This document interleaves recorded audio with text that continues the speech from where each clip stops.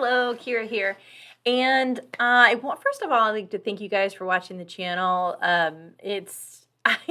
Actually, it's doing better than I expected. So I appreciate your support, and please continue to do so. If there's good value that you're getting, please, give us a thumbs up, subscribe.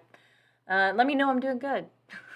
That always helps to be able to connect the dots, because sometimes doing this type of work, you're in a bit of a vacuum.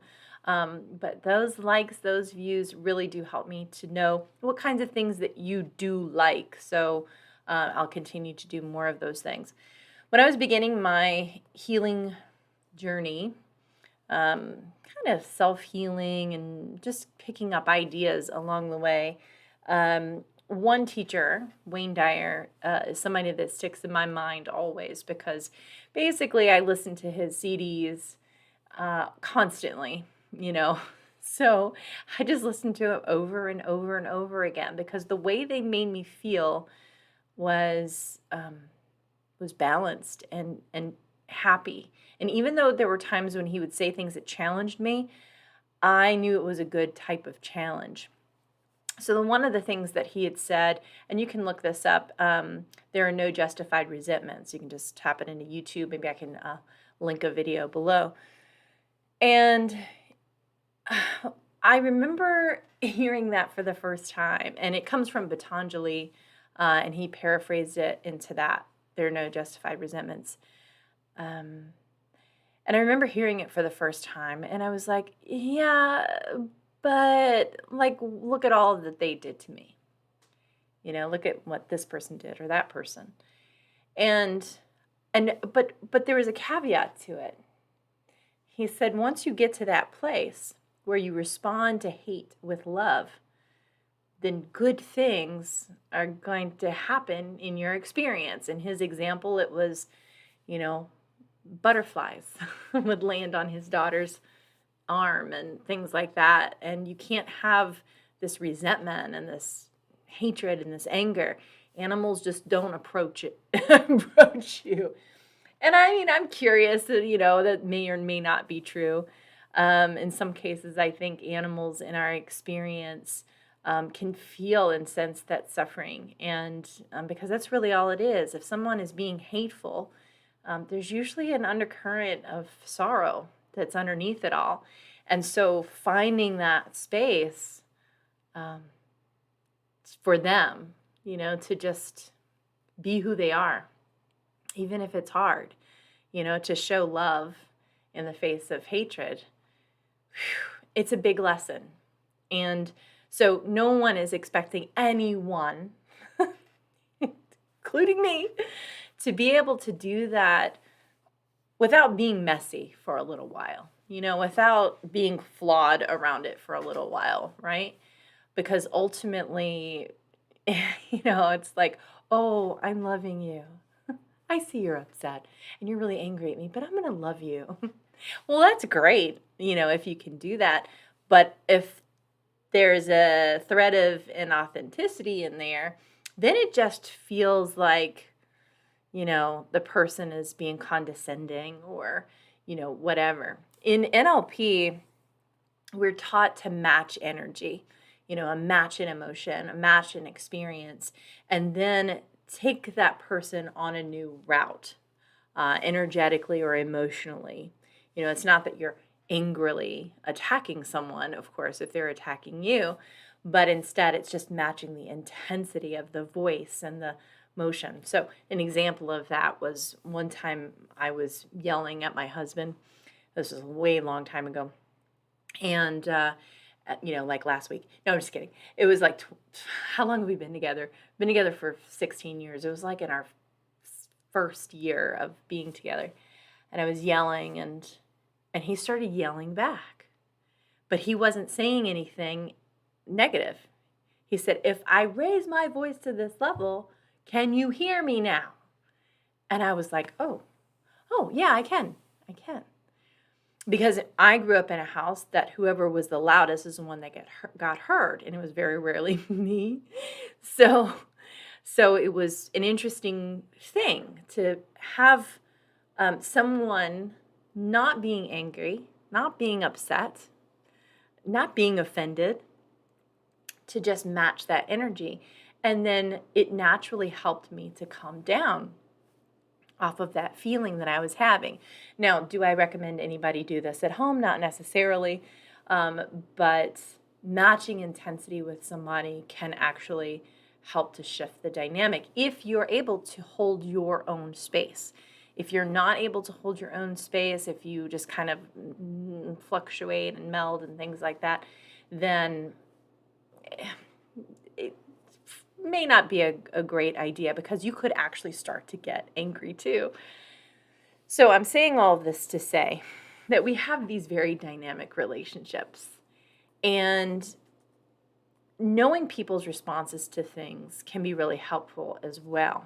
I've seen videos and things like that where someone, is attacking another person verbally, and the other person is just laughing at them.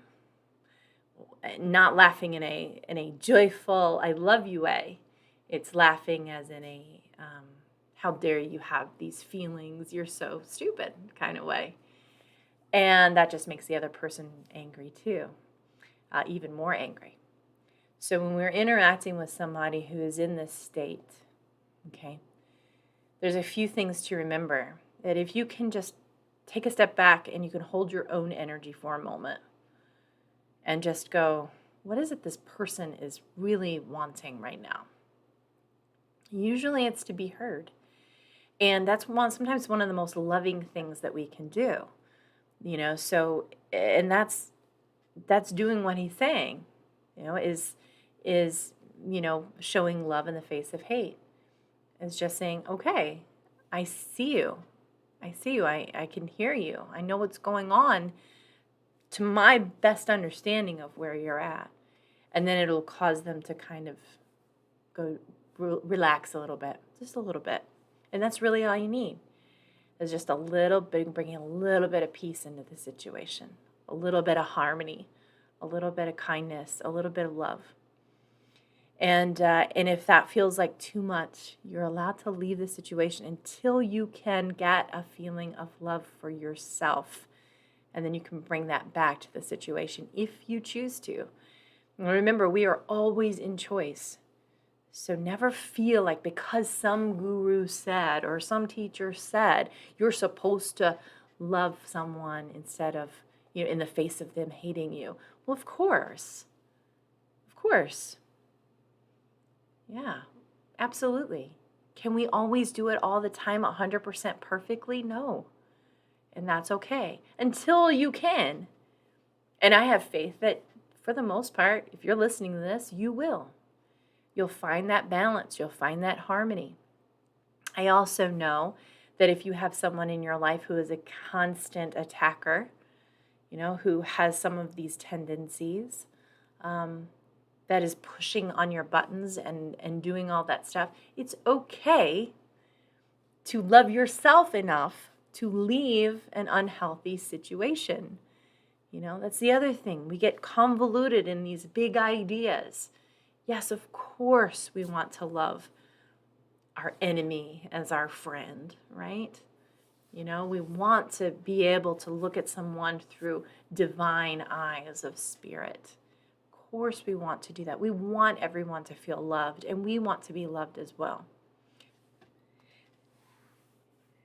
But if you have a lot of stuff going on in there, then it's difficult. So I would not want you to blame yourself for not being able to get there right now. Instead, what I would say is that maybe you notice the times you do. Think about in the past. Were there times where you were just like, yes, I really loved that person in spite of them being in my face and telling me what I should or shouldn't be doing, or how I'm hurting them, or whatever it might be. And of course, if you are hurting someone, you need to take a step back and take inventory and make sure that you are on the path that feels the best to you and it's the most connecting and the most joining. So take your time with it. It's a big concept. It's a big idea. I think it can get thrown around a lot. Well, just love them. Okay, well, first of all, can you tell me what love is? First of all, can you tell me how the way I've loved people in the past hasn't caused me more harm? Can you tell me that me loving them will mean I can still leave? Because the truth is that, yeah, sometimes loving them is leaving them. It just is. Sometimes loving them is not engaging in conversation until you can feel full enough so that you can hold your own dominant energy in that interaction. Otherwise, you're just walking into a bee's nest and going, yeah, sure, I'll take this. I'll take this on because I'm being loving. We got to get clear about what love is. And really, love is having no expectations of another person even to love you. Right? But it can also mean that you are allowed to leave a situation that's unhealthy and unproductive, unhelpful for you as well. You're allowed to move on. And I don't know who needed to hear this. Somebody did. But I'm really, really proud of you for choosing a path that would lead you to this type of information so that you could be more loving in difficult situations. Yeah, very good. All right, my name's Kira Schaefer. I will talk to you again soon. Bye.